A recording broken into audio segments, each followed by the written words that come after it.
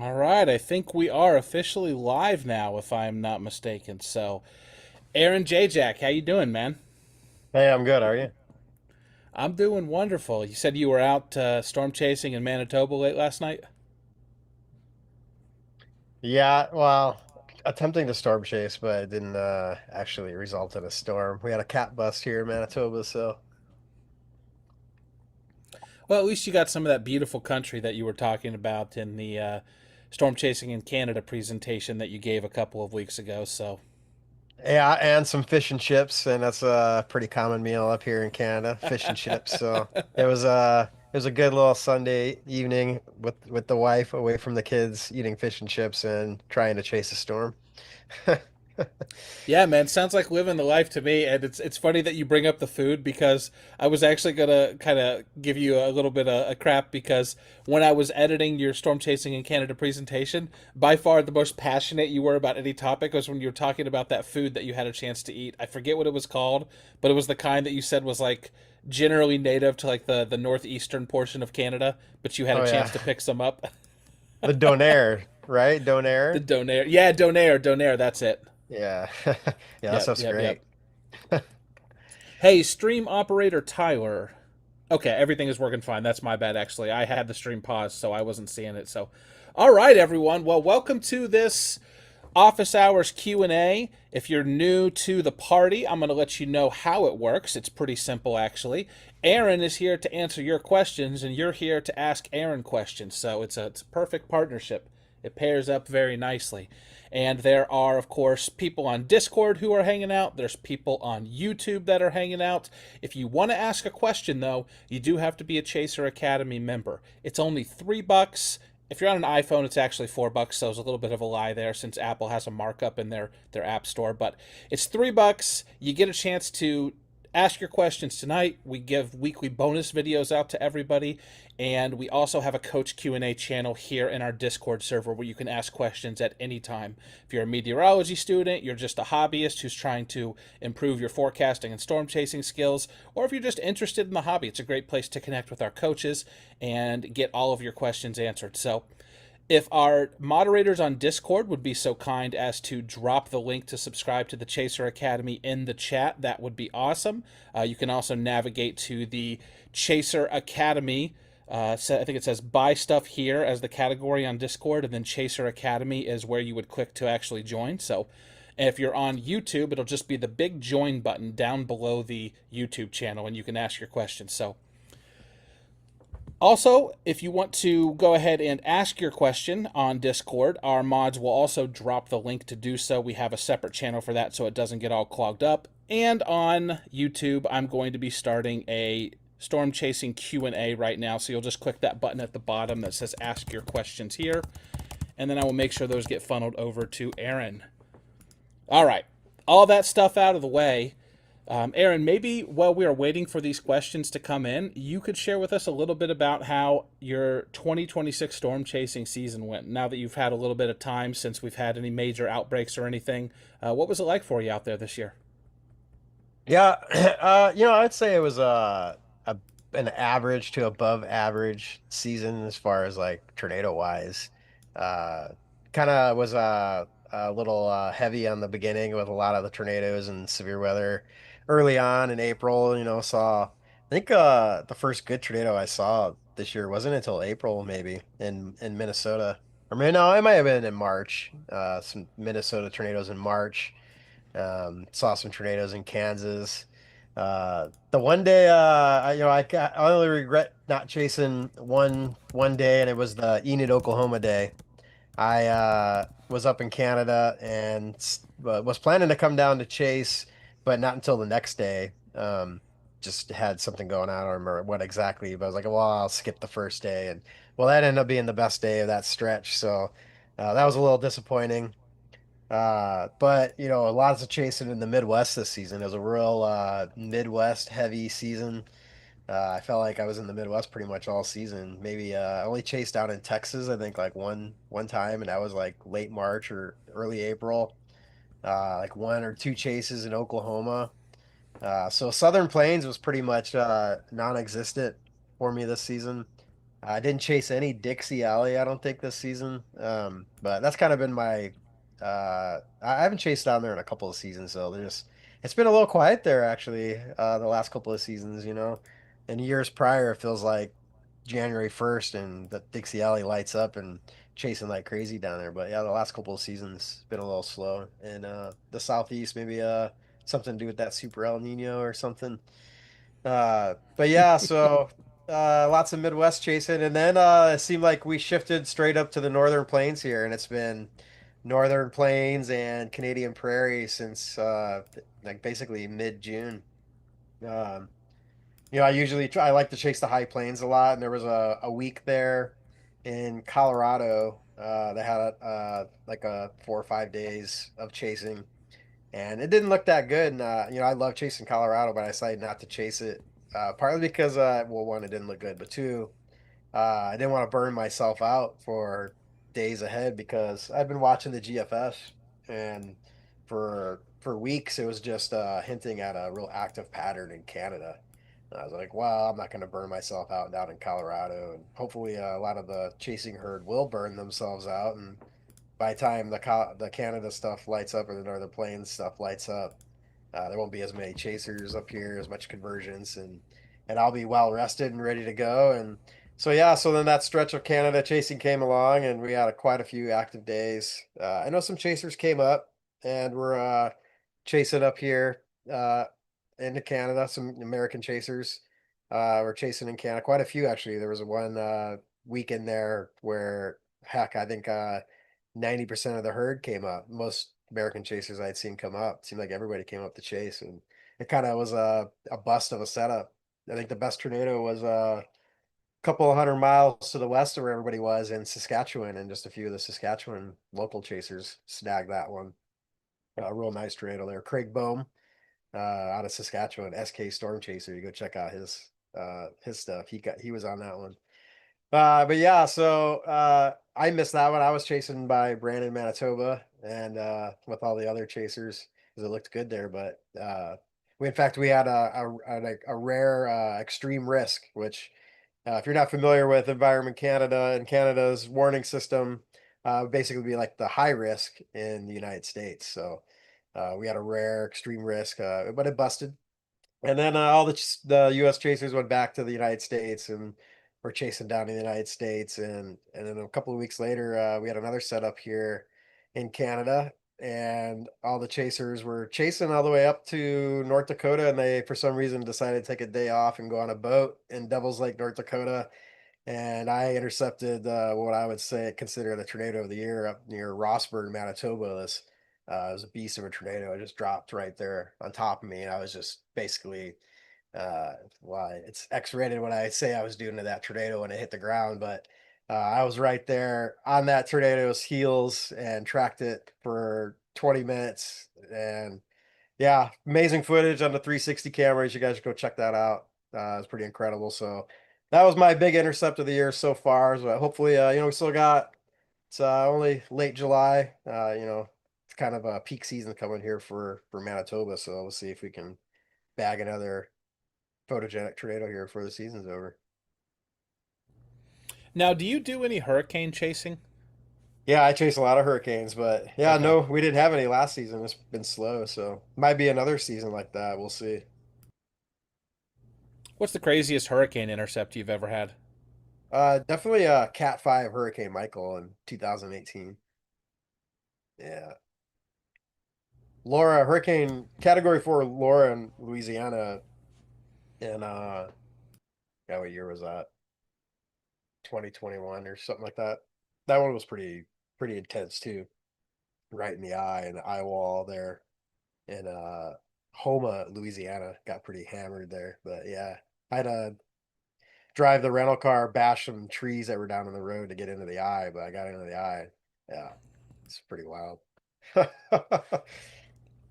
Was Hurricane Michael, was that the one where, or I guess, I remember you being on the western coast of Florida, right up against the Gulf, around the Bend area, and I remember thinking to myself, like, that place is just completely uninhabited. I can't imagine what it would be like being out there trying to hunt down a massive hurricane. Yeah, no, Michael was it came ashore like Panama City Beach area, so up on the Panhandle. Yeah. But yeah, that big bend that bend area there, the Nature Coast. It's that's I've intercepted a few hurricanes there. It's pretty yeah, it's difficult because it's lots of trees and there's no infrastructure, there's no roads going right up to the ocean or anything like that. Yeah. Just a few little towns here and there. It's been kind of an alley the last couple of seasons. Well, not last season we didn't have anything, but 2 seasons prior, 2 years in a row, had hurricanes come through there. In fact, not last season, but the season before, there were like back-to-back ones, like a couple weeks apart, came right through there. Perry, Oklahoma, or Perry, Florida, kept getting hammered right over there. Yeah. Yeah, I remember that. I always wonder what it must have been like, hundreds or thousands of years ago before we had any sort of forecasting capabilities for people who just saw some like unassuming storm clouds off in the distance and within like an hour or two they just had like a Cat 5 hurricane bearing down on them. Just like unfathomable for me to even think about.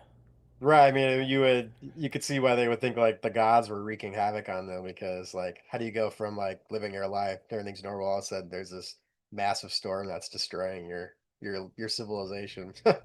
Yeah, pretty much, man. And the other fun little thing that I indulge in sometimes, and our moderator Radar Shark is a big fan of dinosaurs, so he's gonna appreciate this. I always wonder too, like something stupid, like what is the strongest tornado that ever occurred with like massive predator dinosaur like a T-Rex or something? Did it like loft it, like go back in time? People are like, if you could go back in time, would you stop like World War II from happening? I'm like, I'm not so sure. I might go back to like an EF5 tornado launching a T-Rex. That'd be pretty Yeah. cool to see. Right. I'm sure some dinosaurs have been launched by a tornado in the past. Anywho, let's go ahead and take a look at what is brewing over in the questions channel. Kazaki wants to know, what is a concept when it comes to forecasting that took you a long time to really understand? Concept that took a long time to understand. Man, that's a tough one. Uh, maybe I don't know. I wouldn't say a long time to understand, but understanding how capping inversions and stuff works is kind of and how you can have the perfect environment, but if you don't pay attention to that cap, that and how that impacts things. Like I mean, like I said last night, I was chasing last night and I was aware that there was a cap. It was a conditional day, right? So it's one of those days like, well, there's a cap, but if the cap goes, a storm is gonna be nuts, right? But there's a a good chance the cap doesn't go. So I guess kind of understanding that and diving into that and seeing that in action is a more complex, advanced concept to storm chasing. I'll get a little nerdy here too, and I'll contribute and say that the idea of convection itself, so storms firing along a boundary, actually reinforcing that boundary, because I would read about that in the Storm Prediction Center's outlooks almost every single day. Convective enhancement, convective reinforcement, augmenting the boundary, all that sort of stuff. And it took a lot of like concerted effort and annoying people like Cameron and Kyle and Hunter over and over and over again. And I still don't, for whatever reason, conceptualize it very well. But I guess the moral of the story here is, Kazaki, you're just never going to run out of stuff that as long as you're keeping your mind open, you're trying to keep learning, there's always going to be more things that are going to blow you away. I mean, some of the new research that is coming out, if you're a person who's interested in reading papers and stuff like that, some of it's just turning all of the stuff we thought we knew about conventional forecasting completely on its head. Maybe some turns of phrase that we would use, or some concepts we consider to be sacred, might actually be up for the chopping block here in the near future. So I think that anyone who thinks they've got it figured out has something coming to them. Anxious Shark says the Gordie Howe Bridge opened today. Does that ring a bell for you, Aaron? No, I saw something about that on X though the other day. Something about Trump and tariffs and charging they wants like 50% of the profits from the Gordie Howe Bridge or something. I don't know. Some political BS. Hey, what were fuel prices like for you this season up in Canada, especially? Was it as bad as it was here in the U.S.? Well, Canada's always higher than the US, so yeah, it was definitely higher than it was, but no, it was still like cheaper to be down in the States to get gas. Yeah. Not much cheaper with like the increase, but yeah, we definitely are getting impacted here too with the gas prices. So that's why I got a hybrid. I wrecked my Subaru into an Elk and it's like, well, if I'm gonna have to get a new vehicle, I'm gonna get a hybrid. Let's try and reduce fuel costs from chasing. It's been great. We have Anxious Shark. One of our moderators wants to know, how is chasing hurricanes different from chasing tornadoes? What are some of the big differences? I mean, the biggest difference is that a hurricane, you can see it coming days in advance, right? And you can prepare for it and get into position for it. And, they're completely different in my opinion. There's really like, other than the act of traveling from your home to a location where a storm is going to be, like from there, they pretty much differ. Obviously you're shooting video and trying to get good shots and stuff like that. So that's similar. But yeah, other than that, like, hurricanes, you're prepping with supplies and you're trying to figure out where you're going to intercept the eye at. I mean, there's a little bit of unknown there where exactly it's going to make landfall, but it's not like a tornado or chasing supercells that there's only so many storms or supercells, and only so many of those supercells produce tornadoes, and so trying to find that exact supercell and find the tornadoes, it's totally different game than the hurricane chasing. I prefer chasing tornadoes. Yeah, I mean, I like chasing hurricanes and stuff. It's for different reasons, but for me, chasing hurricanes is more of like being a documentarian and documenting the weather event, and storm chasing is more like tornado chasing is more like a extreme sport. It's kind of a difference there. Do Hurricane, you you're like a find hurricane, you're like a war reporter, and tornado chasing, you're like mic'd up Tony Hawk in a half pipe or something, Dude, that's a great way of putting it. I hadn't even thought about that, but it's kind of like you are like the one actively in the pursuit when you're storm chasing tornadoes, and when you're storm chasing hurricanes, it's just kind of happening to you and you're just telling people what's going on. Yeah, pretty much. Yeah. I mean, there's a little bit of strategy in there. Like if you want to get into the eye, I mean, there's definitely a challenge getting into the eye of a hurricane, right? Like if you don't pick where exactly the eye is going and get into that spot ahead of time, it's very tricky and a dangerous game maneuvering from wherever your safe spot is to try and get into that eye, right? Like I said, I had to bash trees with the rental car to get into the eye just because I wanted to get into the eye and then drive through torrential winds through like swamps in Louisiana along the Gulf Coast. Like, you know, it's not for the faint of heart. Like it was a pretty intense situation. Yeah, I've heard not that this has anything to do with storm chasing actually, but I've heard some pretty intense bathroom stories as well from people getting, stuck in certain places. So I don't know Yeah. if I don't know if chasing hurricanes is something I want to go down the road with.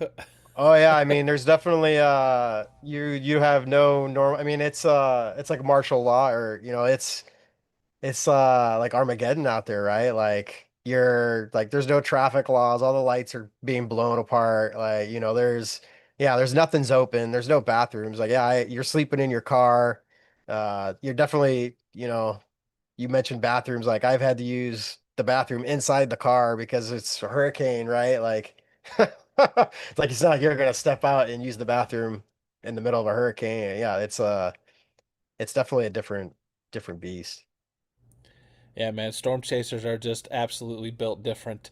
I'm going to go ahead and ask Kazaki's question. I apologize, Nebraska Shark. I'll get to yours in just a second, but I saw Kazaki said he's got to get back to studying here in a minute. So he wants to know, did you chase Hurricane Ian?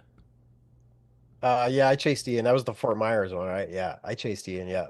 And I was in Fort Myers for it. Well, I started off north, uh, in shit, what's the town north of? Closer to Tampa? No, not that far north, because all the forecasters were saying it was gonna hit up in Tampa, and I went down to uh south of Fort Myers actually. I went down to God, there's a little beach there, I forget. Anyway, I went and even I was working for My Radar at the time, and like the My Radar meteorologists were like, "Oh yeah, it's gonna hit up by Tampa, and I was like, I put out a tweet on X. I remember being like, well, I'm gonna go against what they're saying. I'm like, yeah, I think it's gonna make landfall down here by Fort Myers. And yeah, they made landfall by Fort Myers. So I remember that was one of my greatest hurricane forecast victories. Yeah, I was pretty proud of that moment. It's like you got all these National Hurricane Center meteorologists and all that. I'm like, yeah, I think they're wrong. I think it's gonna be down here. That that seems to jive pretty well with a lot of the other like strategic considerations you've shared with me before, where you're really looking to get somewhere maybe where a lot of the herd isn't. And with a hurricane, it makes sense that going against the grain of where they're saying something's going to be is a great place to put yourself in that position. Yeah, like I remember one of the people, someone asking me like, "You got a hotel in Fort Myers?" I was like, "Yeah," because I booked ahead of time because I thought I was gonna make landfall down there. And this guy like he spent the night outside like with his all flat tires on his car, no hotel after the hurricane. I'm like, well, yeah, you should have forecasted better. Oh man, have you ever been in a like a hotel or any other structure as it starts to like be ripped apart during a hurricane and actually started to get a little worried about the integrity of the building? Yeah, Hurricane Laura, the Cat 4 hit by Lake Charles, Louisiana. I had a hotel room at a Holiday Inn in there's a little town, let me look it up, just to the west of Lake Charles. So all the storm chasers were pretty much in Lake Charles. And the eye wall was just hammering Lake Charles. There's a lot of video that came out of there from the chasers. Like they were in a parking garage and there's a shit swirling. But I wanted to get in the eye, so it's Sulphur. I went west of Lake Charles and I went into Sulphur, Louisiana. And I was in the Holiday Inn there and I had a hotel room on the fourth floor and it was a corner room. I'm like, well, this is not gonna be good. It's top floor, corner floor. Like this room's gonna just get hammered, right? By winds. And it was a Cat 4, it was pretty powerful. Yeah, the whole building just started getting ripped apart. I had to abandon my room because water was just pouring out of the ceiling. The ceiling was collapsing in, and the fire alarms were going off, and yeah, it was like the whole place was just getting destroyed. So I remember I grabbed all my shit when the eye came. I was in the eye, so when the eye came, I grabbed all my stuff, and I'm like, okay, I'm abandoning this hotel. And I grabbed all my stuff and got into my car and put all my stuff in my car, grabbed a couple of hotel towels. Because like, well, this place is done. They're not gonna notice a couple of towels missing now. Grab grabbed a couple of hotel towels because those hurricanes you're just drenched, right? And I went out and I chased around and yeah, that place got lit up. I went back a year later and it was still abandoned, destroyed, still standing. And then the next year I drove by and they had demolished it. So yeah, it got tore up. My car got tore up too. It was pretty bad there. Was that still in the era of Lolcar? Yeah. Yeah, that was like the start of like the front being ripped open. I lost a window and I had a crack in the front and because I had hit a deer at one point, but it wasn't ripped open. And yeah, the hurricane ripped open the bumper and that's why you could see my like washer fluid tank and stuff. It was from that hurricane. Well, it was hanging on and flapping around for a while and I ended up just ripping it off one day and like, okay, this has gotta go. You are a true bro for how long you kept that vehicle, man. I You were determined to get every last ounce of usefulness out of that thing. Oh, I was gonna take it I was so pissed when I hit the elk. I was in the middle of nowhere in the Turtle Mountains here in Manitoba, just pitch black, like it's desolate. There's no one within like 20 miles. And I hit the elk, airbags blew, and I got out and looked at the car and I was just like, oh F word, I don't know if I don't want to offend anyone, but just cursed into the night of the forest because I was so pissed that the car was done. I'm like, it's done. I had just put $2,500 into it like 5 days earlier too to get Oh, that's another. brutal. Yeah, That's brutal. yeah. That kind of pissed me off the most, actually. I was like, well, if I'd have wrecked it like a week ago, I would have been upset, but like I knew I needed work. Then they have work done, and it took like 2 weeks to get the work done. And then to get it back for 5 days. At least I got one good intercept. I got a good tornado intercept in Kansas on that trip. So yeah, the last one. I'm going to put our COO, who also happens to be my girlfriend, on blast here because she had a similar situation. Didn't involve any tornadoes or anything like that, any hitting any animals, but she had a vehicle that she had had for like 15 years and she was driving it into the ground, had rode it all over the country.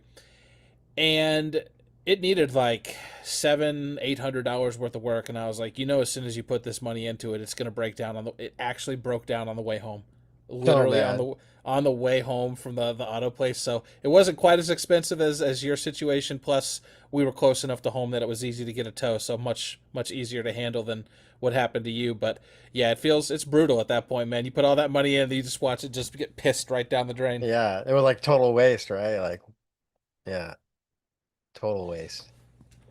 Nebraska Shark, I promised I would get back to your question. They want to know, has your mindset changed from when you started chasing versus now? And what are some of the struggles and big learning moments that you've had? Mindset. Yeah, I mean, when I first started chasing, I guess, I always wanted to be close to tornadoes, but at the same time there was unknowns and you don't want to put yourself at risk or whatnot. So, uh, you know, when I first, I guess I'm more aggressive now than I was in the past. And I guess another mindset is that, when you've seen a lot of tornadoes, you it takes something special to kind of get that same feeling and reach the same kind of goals that you had before, right? I guess the goalposts kind of change or expand. And yeah, so you want to do, you know, I don't want to see just bird fart tornadoes, right? Like I really just want to see really good tornadoes. And if I can't see a really good tornado, I'd rather focus on other things in my life other than storm chasing, like, family and stuff like that. So in that regard, my mindset's changed a lot to where, before I would chase everything a lot and didn't, you know, put as much effort into trying to bag just the good ones and save myself and not waste effort and time and resources on the bad chases. So yeah, my mindset's changed a lot in that regard. What was the other part of the question? So the other part was, what are some of the struggles and big learning moments that you've had along Oh, the way? yeah, struggles, obviously, I think that one of the biggest struggles is burnout. Um, I think like I said, it comes back to what I said, my mindset changed in that you got to be careful that, it's part of the skill is picking the right things to chase at the right time, so that you don't miss the good stuff, right? And so I see a lot of young chasers struggling with that, like just like, and I think it comes down to just a lack of experience in forecasting. Like, I mean, sure they could forecast severe weather or they've got resources, but they're probably more reliant heavily on things like the Storm Prediction Center or or more so than that, I see a lot of chasers just following other chasers. So there's like just a handful of chasers that forecast, and the rest of them just follow those guys, right? And if those guys decide to take a break or stop chasing, and then well, like it happened at Devil's Lake, they all went fishing on a boat and missed a tornado, and yeah, because probably some were just following others. So I think that's one struggle is that like getting to a point, trying to ignore the noise of other people's chasing for what their forecasts are and what they're doing and focusing on just yourself and your chasing and your forecasting. Radar Shark WX asks, what is your favorite chasing area in the Central Plains? Favorite in the Central Plains, probably well, I really like Nebraska.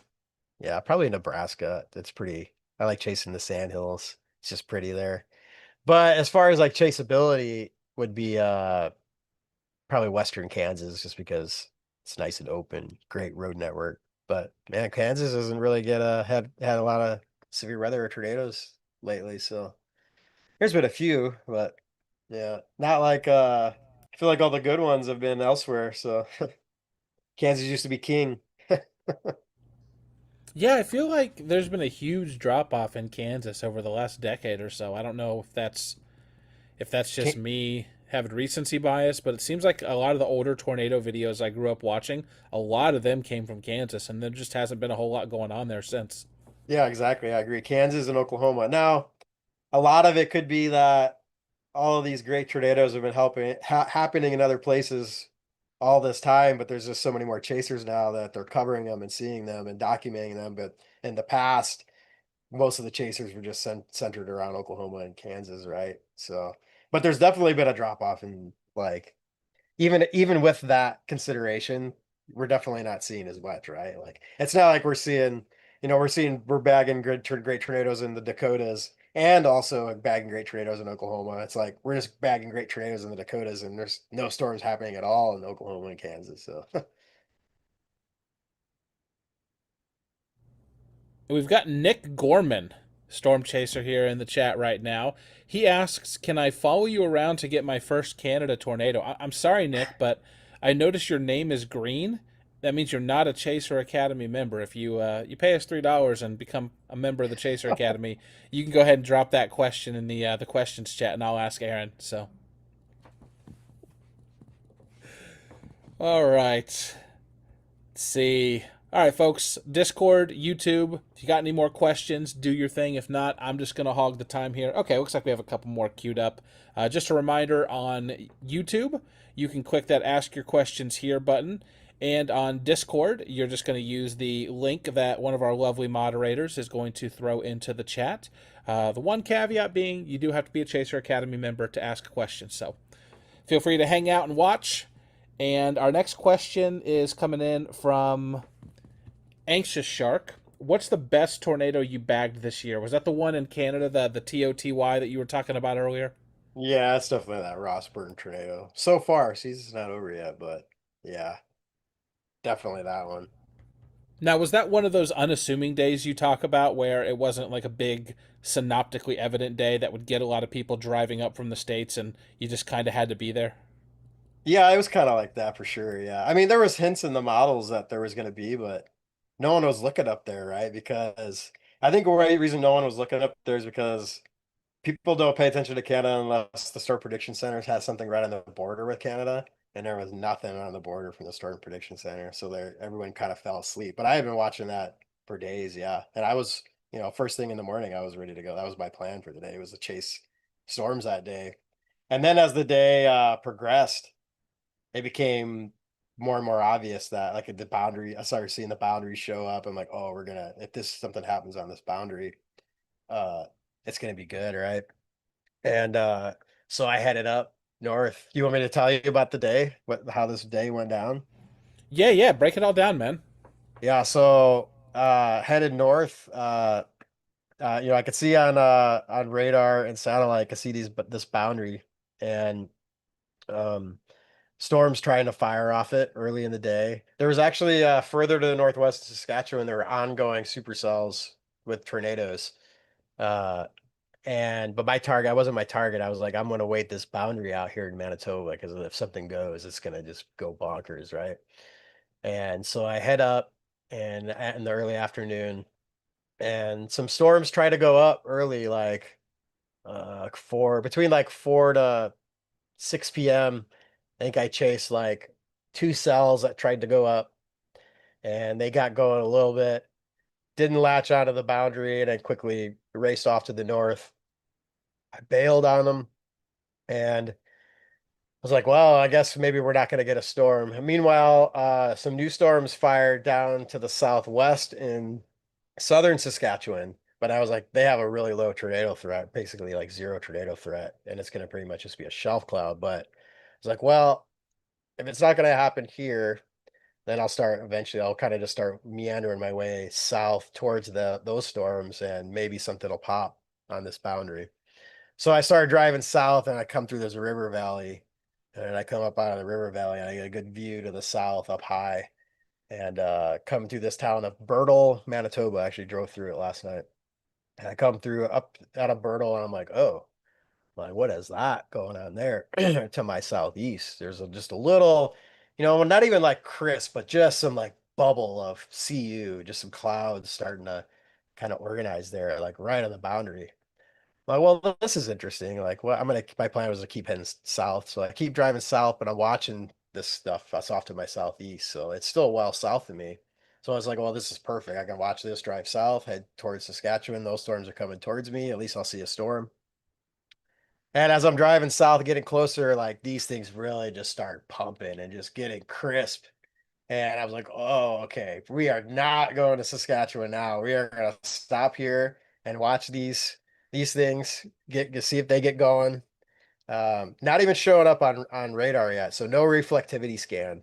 But I'm just sitting here, and my wife even texted me. She's like, so he's like, are you pulling the plug on the chase? And I'm like, hell no, it's prime time right now, right? And I sent her a picture of those towers.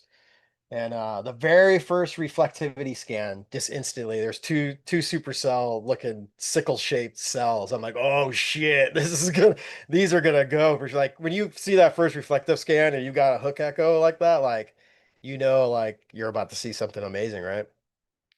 So two cells. So I start following them. They start drifting to the north, just like the cells previously that I had chased that died. So like they're doing the same thing. But we're getting into like Manitoba prime time. It's 8 p.m., right? Like all the good tornadoes I've seen in Manitoba are like at 8 p.m., right at peak heating here. And so I'm following, uh, both cells, looking good on radar.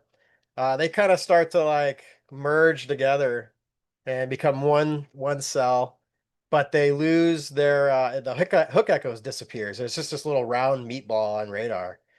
And so I'm like, okay, well, what's going on? Are they gonna race? Is it gonna race off to the north like the previous one? But I was right underneath the base. So and this is very important. I was right underneath the base because I stopped. I'm like, okay, I'm gonna stop. I'm gonna get out and I'm gonna watch the base, figure out what the storm's doing. And now there were a couple of other chasers in the area uh, who were on the storm, and I won't name any names, but there were two that I was surprised missed the tornado because they were right there and they left the storm, I think, in this moment. Because if you were looking just at our radar, it looked like, again, it was going to be a fail. But if you were underneath the base, what I suddenly noticed was I looked down the flanking line, which was also this boundary being reinforced by this storm and the RFD wrapping around. And I could just see along the flanking line just this rapid rotation, just rapid in. I'm like, oh shit, this needs to be tornado warned right now, right?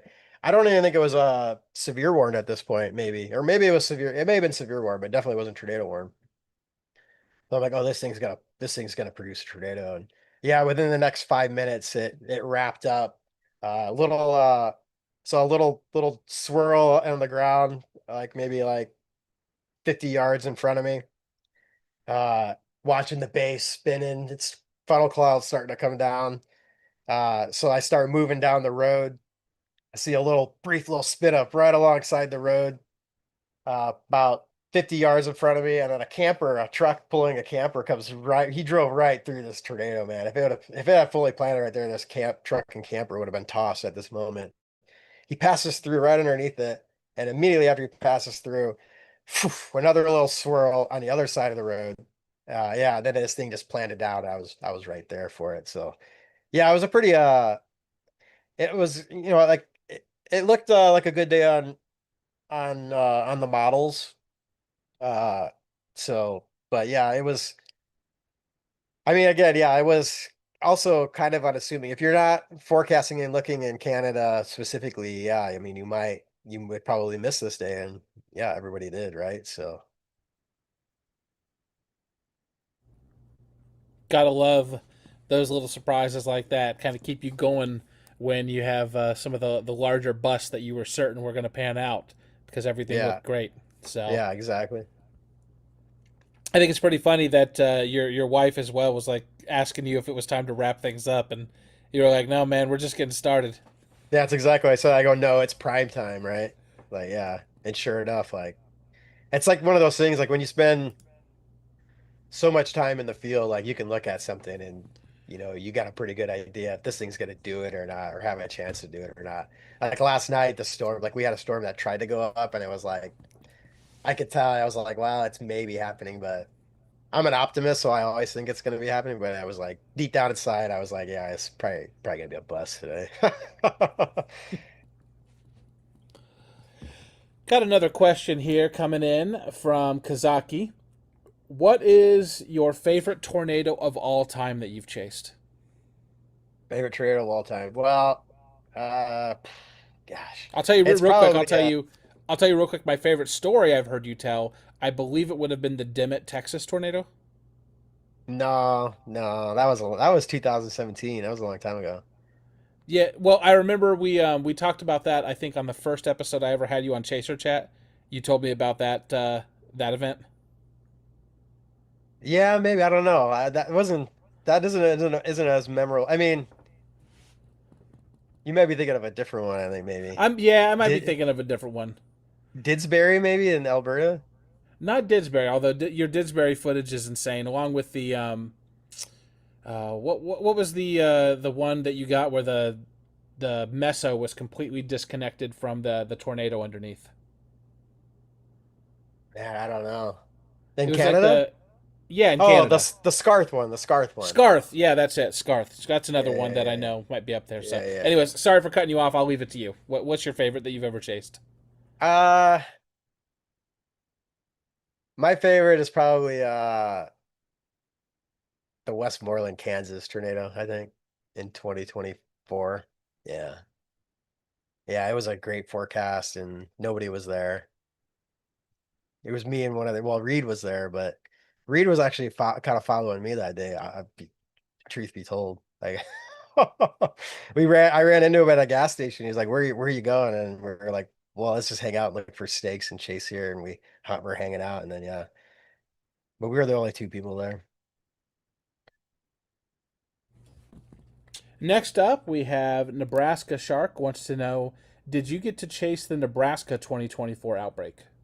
Yeah, I was on the very first tornado, the Lincoln one, intercepted it. I had that closest shot as across I-80 in Lincoln, and then I blasted off to the east and to Omaha.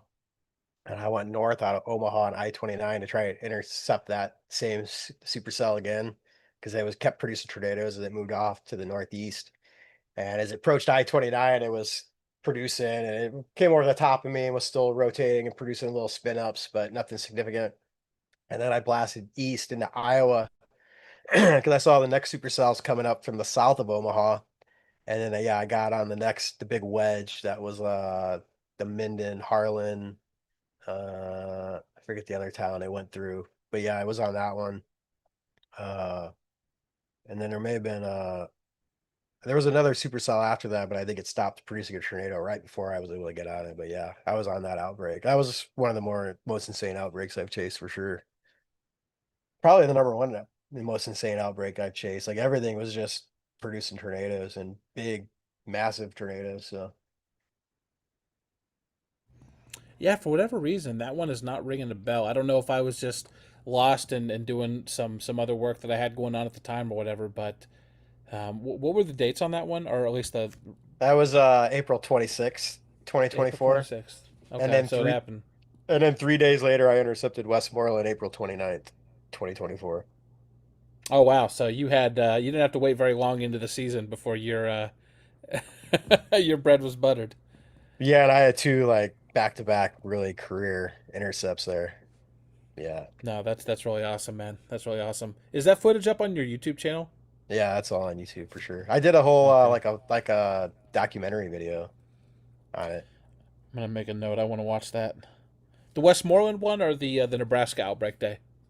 I did the like documentary one on the outbreak, but there's definitely footage from the Westmoreland day.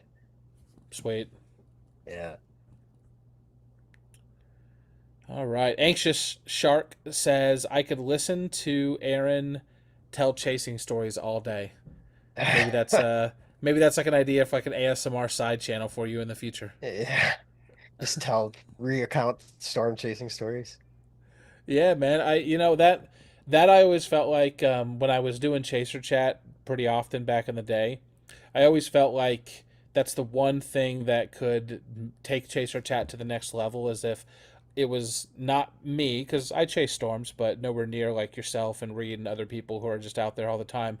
I always thought it would be cool to be like the fly on the wall for chasers who were recounting old chase days from, decades ago, even down the road, like their war stories and talking about them. I always felt like that would be like a really cool podcast to have at some point. Yeah, Max Olson. Yeah, He was doing a little like series like that where he called Past Pursuits, and he would go talk to some of the old timers and interview them and do videos about old chases. that's pretty neat. Yeah. Yeah, that's pretty cool. Yep, Anxious Shark says they would love that idea.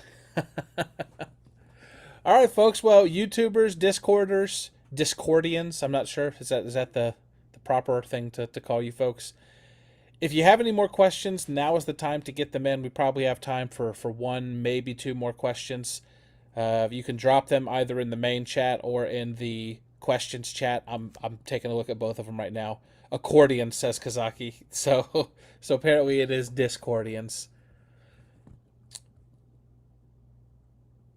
Raymond Wells 5528 on YouTube. What's going on, man? Thanks for being here. They said I miss long form content like that. I get it though, the short form stuff and lesson market is a lot bigger these days. Yeah, it's a huge struggle, Raymond, actually, with Storm Chaser coaching, because there's on one hand the content that we would like to make and that we like the most, but then there's of course the content that actually the public wants to watch, and if you veer too far in either direction, you kind of end up shooting yourself in the foot, because if it's all about what you want to see, then nobody watches it, nobody clicks. If it's all about what the public wants to watch, then you start to feel a little bit alienated from the work, because now you're doing something that you don't even necessarily enjoy. So always a delicate balance, and I agree.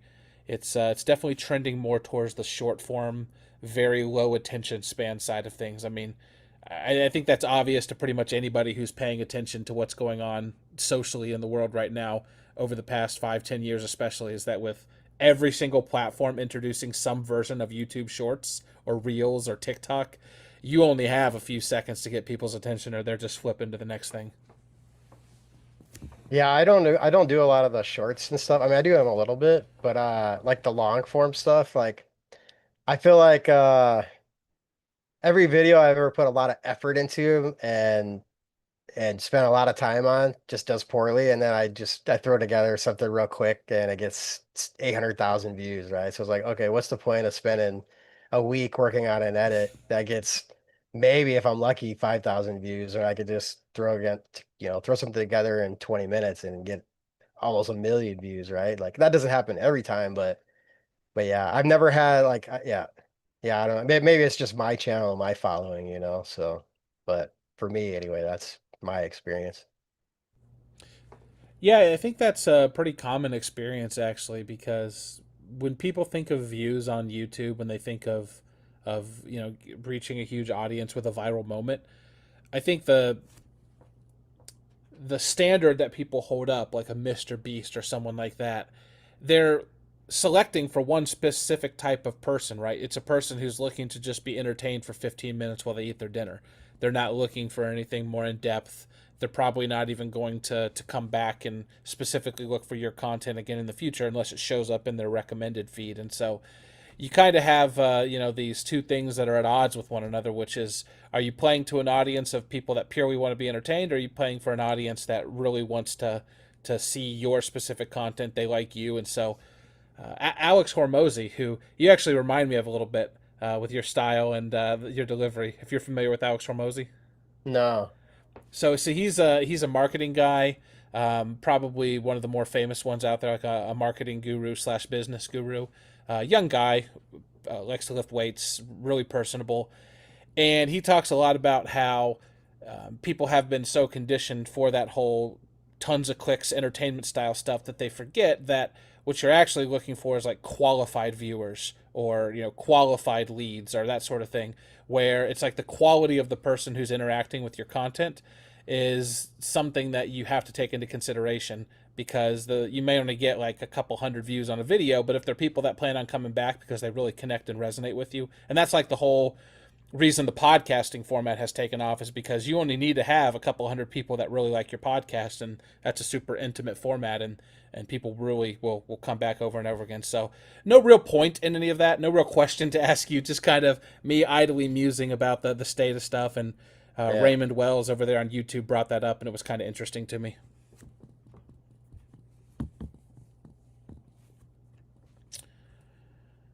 And I see we do have a lot of folks that have a lot to say about that. Some people saying they can't stand the shorts. I agree. I'm not a big short form person myself either. I'm more of a deliberate consumer of content. If I want to watch cool tornado videos, I'm going to go find somebody's channel like Aaron's. Like, the reason I want to watch that Westmoreland tornado content afterwards is because I know it's going to be really cool, and like Aaron's personality. And not a big like scrolling through TikTok guy. Yeah, me either. I don't even post to TikTok, but it might be a mistake. I know there's some people doing real well on there, but yeah, I don't like TikTok. Yeah, our content does awful on TikTok. We have like 6K followers, and we put it on there just because it's super easy to just click one other button and then sort of send it out to TikTok along with everywhere else. But compared to some of our other platforms, yeah, TikTok is definitely the least engagement. It's definitely the lowest view counts and everything like that. But I don't think our content is necessarily built for the TikTok audience. Yeah. Like you and me talking right here is not really something that people want to want to watch on TikTok. No, we need to be doing the seal dance or whatever it is on here if we want to get on TikTok. No comment on that. No comment. And the Discord chat better not start posting that GIF. It's definitely not an encouragement for you guys to post that. Oh man. All right, Aaron. Well, that takes us right up against the clock. So I appreciate everybody who hung out with us here tonight. Appreciate you for taking some time out of your evening to chill with us here, man. Yeah, no problems. Glad to be here. Cool, cool. Well, everybody, you take care, and remember to check that schedule. It's available on Discord. It's available on our Twitter account as well. It's always going to be the pinned post on our Twitter account, X account, whatever you want to call it. You can see what the upcoming live events are to make sure you schedule your days around them. Thank you, everyone.